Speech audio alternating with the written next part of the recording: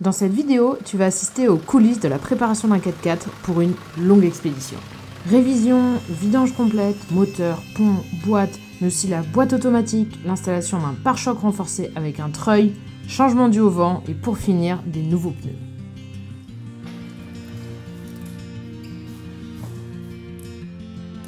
Donc là, sur patte, j'ai Lucas. Qu'est-ce que tu es en train de faire toi, Lucas? Je suis en train de monter le pare-choc avant pour remonter le nouveau avec le treuil. Ça, c'est pas trop rouillé? Un petit peu quand même en dessous, mais Ouais. ça va le faire. Ok, donc là, ça, c'est le nouveau bébé qui va aller à l'avant. Il a l'air mastoc. En fait, il n'y a pas qu'une personne qui travaille sur patte à la fois. En fait, ils sont plusieurs. Donc là, il y a Sylvain. Un gros contrôle général du véhicule. Donc là, je suis en train, en l'occurrence, de contrôler le freinage, que les pistons ou que les coulisses de frein ne soient pas grippées. C'est bon, c'est correct. Ok. Sachant que j'avais déjà tout changé à la base. Les vis sont pas usées, les plaquettes de frein non plus. Donc, les sous de l'étrier de frein arrière gauche en fait qui étaient grippés du coup, qui l'empêche de faire le travail de l'étrier correctement. C'est quoi ça on voit? Non, c'est la graisse. C'est la graisse qui s'est transformée en rouille. Là, je vais te le nettoyer, remettre de la graisse spécifique dedans et ça repart. Le caoutchouc était trop sec et ça l'empêchait aussi de coulisser correctement. Et du coup, il y a Flo aussi qui est en train de bosser. Il est sur le pont là, avant. Et qu'est-ce que tu fais toi, Flo? Vidange pont avant du coup, pont arrière aussi. Ok. Et vidange moteur, remplacement des filtres, filtre à air, filtre à gasoil, pré-filtre à gasoil, donc t'en as un, je suis là. Et filtre à air. Ok. Ah, voilà. Nickel. Une bonne petite santé quoi. Ça va, l'huile elle était belle, il n'y avait pas de mayonnaise. C'est pas catastrophique, non. Ouais. Ça va. Et pendant ce temps, à côté, il y a Jackie qui est en train de bosser. Ça va, Jackie? Nickel. Qu'est-ce que tu prépares, toi? On prépare notre départ au raid de Tunisie-Algérie. Pendant que les garçons s'attaquent à Pat, Jackie, de son côté, prépare le camion d'assistance qui part la semaine prochaine, un mois en raid en Tunisie puis en Algérie. Et on a Elisabeth qui vient vérifier les travaux, qui m'accueille chez elle et qui me chouchoute en attendant que les travaux du 4x4 soient finis. Et Jim qui est en train de surveiller aussi que les travaux soient bien faits. Pendant tout ce temps, mon gros chat est resté sagement dans le 4x4. Quel chien parfait. En même pas 2 heures, le pare-choc est enlevé et waouh, il a une autre tête, mon petit chat. Par contre, j'ai une mauvaise surprise. Ça y est, il n'y a plus de pare-choc. Ça fait bizarre de voir l'avant comme ça. En revanche, c'est un peu rouillé tout ça encore. Hein. Ouais, c'est un petit peu. Ouais, ça. Pourtant, j'ai refait la rouille de partout, mais ça, j'y avais pas accès. Les garçons, ils savent vraiment quoi faire. Ils sont vraiment en train de faire ferrer tous les trois, on dirait 3 petites fourmis. Ils ont chacun leur petit rôle et ça avance. C'est juste impressionnant la vitesse où ça va. Là, on est en train de couper pour adapter le pare-choc justement parce que d'origine, ces pièces sont pas faites pour recevoir un pare-choc acier. Du coup, on est obligé de les couper pour se reprendre sur les ancrages sur le châssis. Il y a Sylvain qui est en train de bosser déjà sur autre chose. Joli bébé qui est là pour me sauver de situations compliquées normalement. Il va faire le boulot. Donc la grosse évolution là, qu'on fait aussi sur Pat, c'est de mettre un treuil. Un treuil Varn VR Evo, donc un 10S avec corde synthétique. Donc qui est capable de pouvoir tirer jusqu'à 4 tonnes simples, donc de sortir, on va dire, de la pire des situations. Pour faire du 4x4, c'est l'accessoire indispensable. Ouais, vraiment. C'est pas le petit gadget caprice qui fait beau, c'est vraiment... Non, pour faire vraiment, si tu veux partir, si tu veux voyager loin et être tranquille, un treuil, c'est très très important. Ok. Surtout si tu vas être des moments où tu vas être seul, tu n'auras pas forcément d'accès à Internet ou au téléphone pour avoir quelqu'un qui va venir te sortir de la boue ou d'une ornière ou quoi que ce soit. Tu peux m'expliquer à quoi ça sert la boîte de transfert? La boîte de transfert, en fait, elle va servir comme son nom l'indique, à transférer la puissance et la motricité du coup sur les roues arrière ou sur les roues arrière et les roues avant.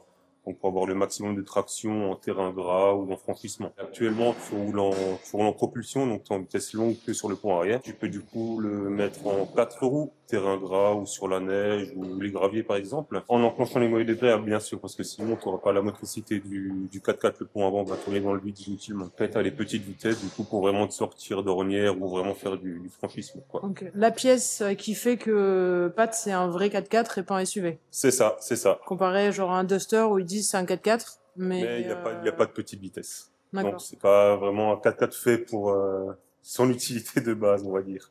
Donc ça y est, t'as fini? Ça se remonte. Donc là, on a le pré-filtre à gasoil. Tu devines lequel est l'ancien. Il doit avoir environ 50 000 km. Donc c'est fou son état, alors que le gasoil en Europe, il est censé être de bonne qualité. Donc en fait, ça prouve vraiment l'importance de mettre un pré-filtre à gasoil avec une filtration, bien sûr, adaptée à notre 4x4 avant toute expédition. Pour moi, c'est le must, la première chose de la préparation à faire. Alors, qu'est-ce que t'en penses, Sylvain? Il était à changer. Ouais, il est bien noir. Ça veut dire qu'il a fait son taf et que du coup, le moteur, c'est pas lui qui a pris la crasse. T'es en train de taguer le 4x4? Ouais. On repeint là où on a coupé, on a traité à l'anti-rouille. Et là, on met un peu de peinture pour que ce soit propre et ça ne rouille pas, quoi. J'ai failli oublier de vous présenter Jackie, sans qui cette préparation n'aurait pu se faire. Jackie est venu me rencontrer à Valloire, au salon du 4x4, où on exposait avec Pat et projetait un film au cinéma. Et voilà sa réponse quand je lui demande pourquoi il est venu me voir. Ce qui m'intéressait, c'était tous ces voyages en solitaire. Je voulais comprendre. Ok. Et puis, je me suis dit, tiens, mais elle a besoin d'un coup de main. Et effectivement. Voilà. Tiens, regarde. Ah bah, qu'est-ce qu'on a? Hop là. Action. Et donc ce que tu me disais là tout à l'heure, que pour le treuil, il y avait quand même certaines choses à faire attention. Surtout sur les 3 derniers mètres, que l'enroulement de la corde se fasse correctement pour pas faire un gros nœud et pas exploser le corps du treuil, quoi. Donc bien faire gaffe, le mettre droite à gauche. C'est ça. T'accompagnes, tu déroules, tu enroules et tu fais attention à tes doigts. Quoi, une corde, du câble? Alors, c'est une ancienne génération. La nouvelle génération, c'est des câbles plasma, des cordes plasma, d'accord, qui sont beaucoup plus résistantes, qui tiennent aussi je dirais, qui ne rouillent pas. C'est important parce qu'un câble enroulé sur un treuil qui est vieux, il rouille, il s'oxyde et après il devient fragile. C'est plus léger, voilà, t'as une flexion qui est différente, t'as moins de problèmes de rupture, ça tient beaucoup plus par rapport au diamètre, par rapport à... qu'un câble. Pour moi, c'est important d'avoir des partenaires authentiques avec qui j'ai un réel partage. Ouais, c'est important qu'on puisse amener nos 35 ans ou 40 ans, 50 ans maintenant d'expérience dans le 4x4. Ok. Ça fait 50 ans que t'es dedans? Ouais, moi j'étais immergé tout petit dans le 4x4. Je dis, mon papa, il a acheté la première Land Rover 109. Malheureusement, le son est inaudible à ce moment-là à cause de la soufflette en arrière-plan. En gros, Jackie m'expliquait qu'ils ont créé Equipraid il y a 35 ans, avec en parallèle son premier Dakar à Tombouctou. Depuis, il a plus d'une 50aine de rallyes à son actif en tant que pilote ou assistance, dont au moins 8 au Dakar. Ça te donne une idée de l'expertise dans la préparation du 4x4. Voilà, c'est parti. Je pars avec.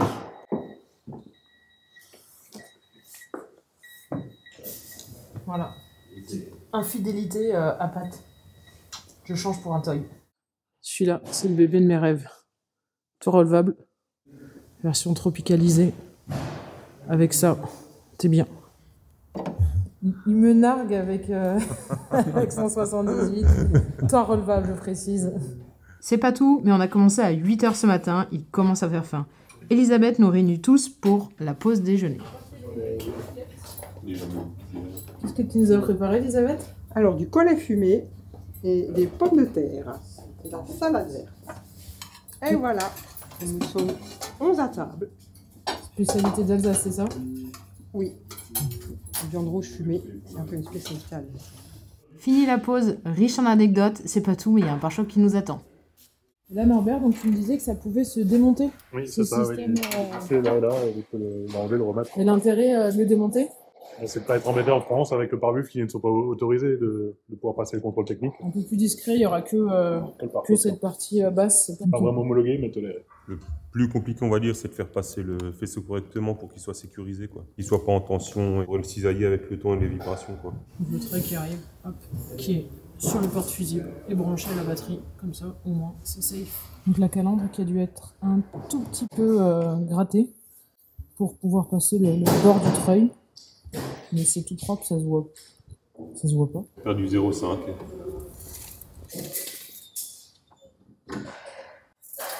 Il a perdu 5 mm avec le pare-choc et le treuil. Le treuil est en place, le pare-choc, tout est branché. C'est le test des phares. Wouhou, il y a tout qui fonctionne et l'antibrouillard aussi. Donc à 3, ils étaient pas assez pour travailler sur Pat. Qu'est-ce que tu fais là du coup, Antonin? L'équilibrage, les roues. C'est quoi exactement un équilibrage? Pas que ça tremble. Les vibrations que tu vas avoir au volant, c'est ça? Ouais, au volant ou dans la caisse. J'enlève les anciens plombs. Ok.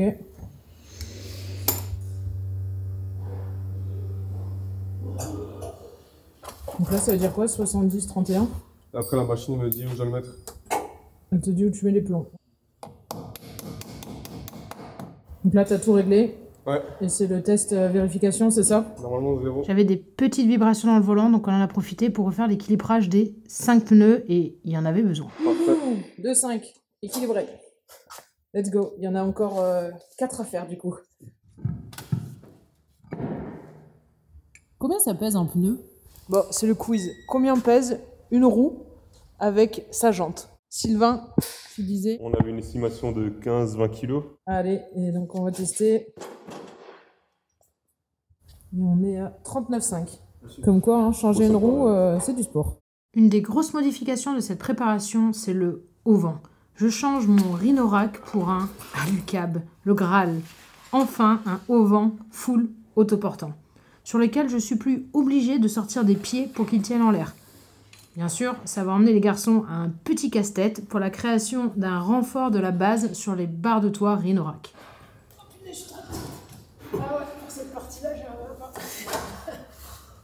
Vous êtes en train de plancher sur quoi là? L'adaptation du haut vent sur les barres de toit. C'est un petit peu compliqué vu qu'il y a déjà les pré-perçages dans le haut vent. Ok. Et du coup, en fait, les pré-perçages qui sont dans le haut vent, on ne tombe pas à l'anthrax qui sont sur les barres de toit. Donc, on va devoir faire des pièces intermédiaires pour... L'adaptation. C'est ça. Et aussi pour la tablette. On va devoir aussi repercer pour la refixer dans le haut vent. Ça y est, la patte de fixation à la tablette. Opérationnel. Il ne reste plus que la patte de fixation du vent. Du renfort du point de pivot, c'est ça.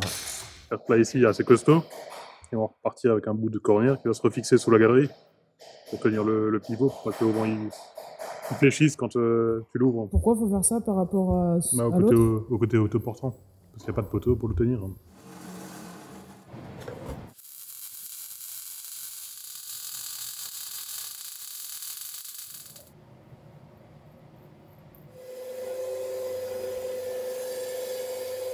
Ça y est, la pâte, elle est faite. Normalement, on avait fini, mais en ouvrant le vent, on se rend compte qu'il vient taper sur la caisse où il y a le compresseur. Donc les garçons doivent la démonter. Franchement, le Sika, ça colle trop bien. Et la remonter de 3 cm. Et vous les garçons, ça fait combien de temps que vous êtes là sur vos boussées ici?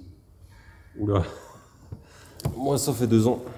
2 ans? Ouais. Ok. Et moi, 14. Tout mon apprentissage ici et je suis resté, quoi. Ok. Ça fait depuis que j'ai 15 ans que je suis ici. On arrête là pour aujourd'hui. La grosse préparation est finie.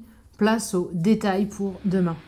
Tu vas voir comment Jackie a fabriqué une caisse en aluminium pour les plaques de désensablage, ainsi qu'une gouttière pour quand il pleut avec le haut vent. Bon, tu fais les tests, Jackie? Plaque made in China. Attends, restez. Hop là. Ça se casse pas. Ça a l'air, hein? Ouais. Les plaques à sable, en fait, elles étaient fixées sous la tente avant, un système maison. Le jour où j'en ai besoin, on a besoin d'1 heure pour y toucher. Et moi, j'aurais pas de risque de les faire tomber sur le pare-brise quand je vais les sortir. Et là, tu bosses sur quoi, Sylvain? Voilà, je suis en train d'installer du coup le support de plaque à sable sous la tente. L'ancien système était pas oufissime, je crois. L'ancien système était pas ouf. Ça sera beaucoup mieux comme ça. Nickel. Donc là, c'est un beau bac en alu. C'est ça, ouais, c'est ça. Léger, pratique. Léger, robuste et beaucoup plus simple à utiliser que ce que tu avais avant. Et tout fait sur mesure, du coup. C'est ça. Et je vois à chaque fois sur les vis, là, tu mets une espèce de pâte là, marron. C'est de la graisse, c'est de la graisse cuivrée. Justement pour éviter que trou vienne se fusionner avec la vis. J'ai vraiment pris quelque chose là. Sur l'inox, faut mettre de la graisse. Sur l'inox, faut mettre de la graisse, c'est super important. Ça chauffe très très vite. Et une fois que ça commence à chauffer, après, ça va se foirer sur les coups.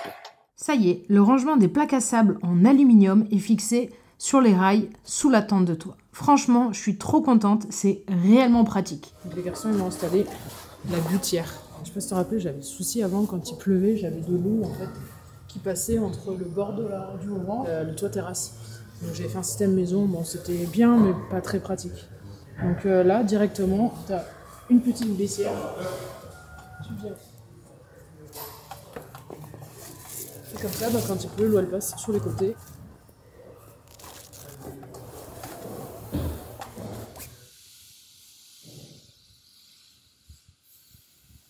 Alors dis-moi tout, comment je me sers de tout ça?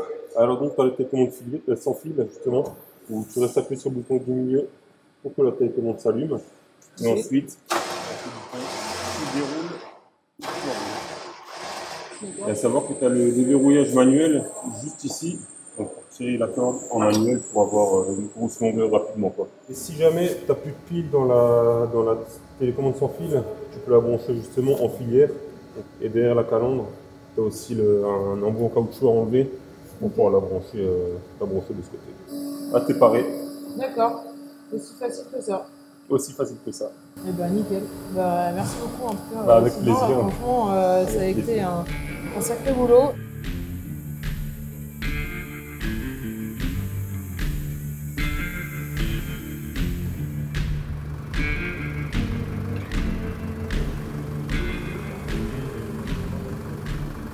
Je tiens à remercier chaleureusement Jackie, Elisabeth, Sylvain et toute l'équipe d'Équipe Raid. J'ai passé 5 jours intenses au garage et chaque soir, j'ai pu me ressourcer grâce à l'hospitalité d'Elisabeth. Un spécial merci à Sylvain pour ta patience, les explications face à mes nombreuses questions et tes talents d'acteur. Cette expédition me permet de vivre des rencontres humaines exceptionnelles et je suis fière de véhiculer l'image d'Équipe Raid dans ce tour du monde. Si vous avez besoin d'une préparation sur votre 4x4, allez-y les yeux fermés. Bon, j'espère que je vais plus trop en avoir besoin maintenant pendant le voyage. Pour finir cette vidéo, je vous emmène dans un autre garage pour la vidange de la boîte automatique. Et oui, Pat est en boîte automatique. C'est une manipulation spécifique que seulement certains garages spécialisés font. J'ai trouvé pas loin de chez moi le garage MPS qui va réaliser un full flush. Je t'emmène dans les coulisses de cette intervention. Bon, le premier soir de ce road trip, c'est pas un spot magique pour la nuit. On dort en fait au bord du garage parce que demain on va faire la vidange de la boîte automatique. Donc c'est un full flush, c'est-à-dire qu'on vide toute l'huile de boîte. Pour ça, il faut que l'huile soit froide. Donc on dort devant. Donc comme tu le sais, normalement je fais la mécanique et l'entretien de Pat toute seule. Mais là, ça nécessite en fait du matériel particulier. Donc il y a la vidange classique d'une boîte que j'avais faite déjà une fois.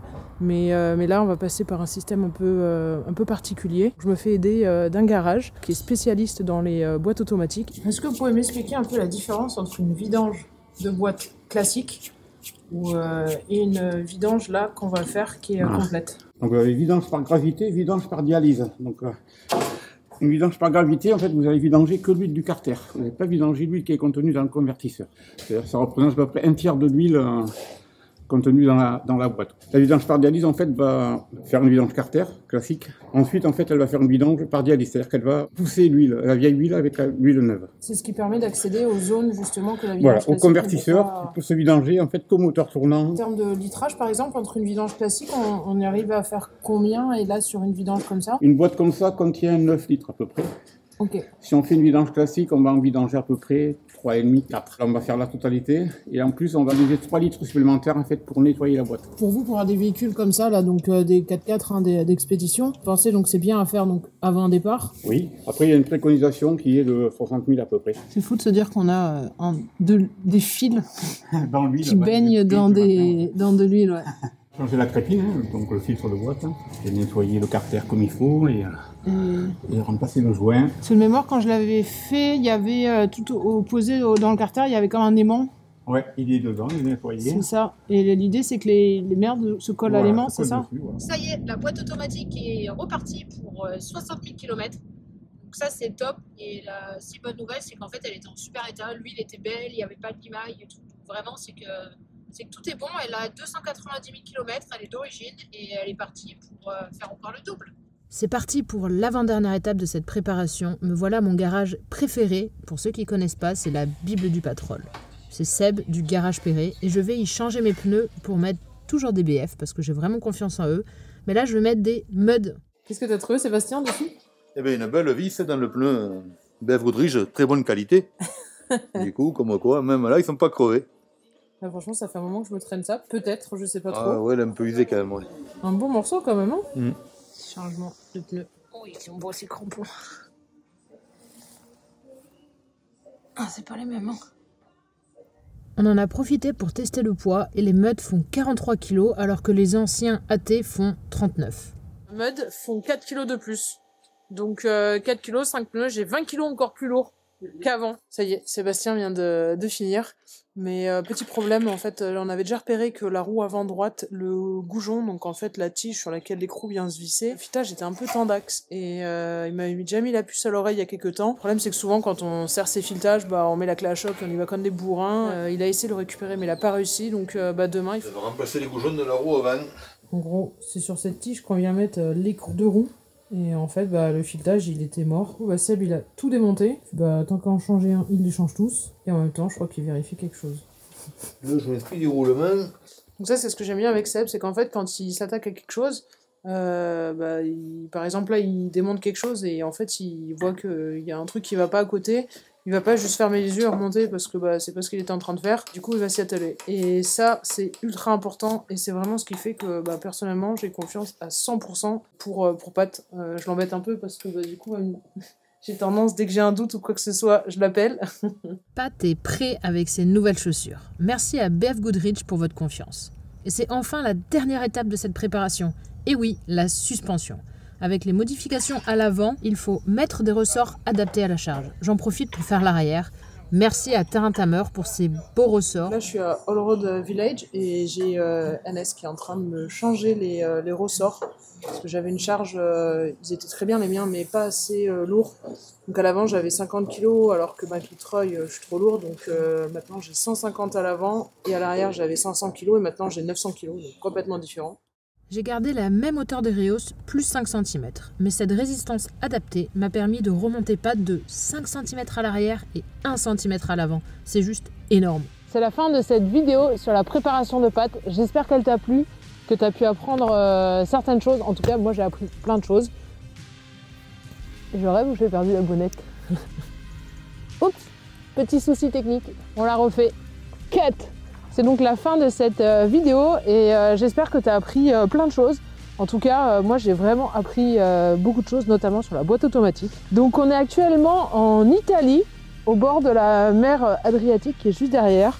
On a fait nos premiers pas dans du sable et surtout on va prendre dans 3 jours le ferry pour la Grèce. Ouais. Ça, vous le verrez dans les prochaines vidéos. En tout cas, j'espère que cette aventure vous plaît. Vos retours en fait sont très important pour moi. En tout cas, n'hésitez pas à faire des commentaires, que ce soit dans la modification des vidéos ou des choses que vous voulez plus ou moins voir. Donc si cette aventure vous plaît, que vous voulez nous soutenir, j'ai aussi une chaîne Patreon sur laquelle je partage un peu plus de choses que sur YouTube, notamment des spots où je dors, des points GPS, des traces GPS que je vais mettre sur tout le voyage. C'est un peu plus intimiste, on va dire, et aussi c'est votre façon un petit peu à vous de me soutenir, de me booster dans cette aventure. Donc pour moi, c'est assez important, cette communauté Patreon que je commence à créer. Des grands merci à mes abonnés sur Instagram, sur Facebook et sur YouTube. Et à bientôt pour la prochaine vidéo qui sera le départ de France.